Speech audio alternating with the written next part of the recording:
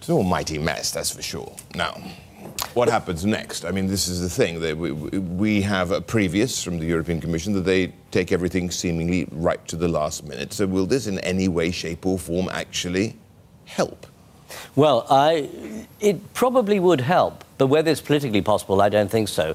The Brexit side has basically said they don't want any extensions of this transition period. What they're worried about, of course, is the extension lasting forever. So I think basically at the end of the day, we're going to get no deal because although the European Union usually leave deals to the last possible moment, I can't see any way that the two sides can come together. The key thing is that the British Parliament has to agree on any deal. And they're so divided at the moment, it looks very unlikely that they're going to agree on any deal whatsoever.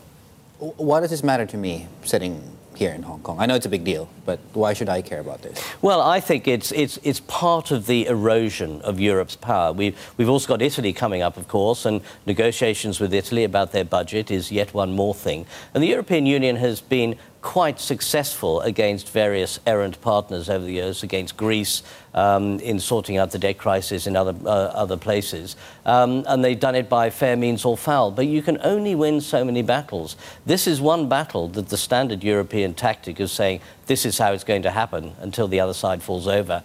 It's not going to work with Britain. Britain doesn't really owe any money in that sense to the EU. $39 billion pounds as well? Well, that's almost loose change in terms of the programmes that have to be funded that Britain's already agreed to and will benefit from.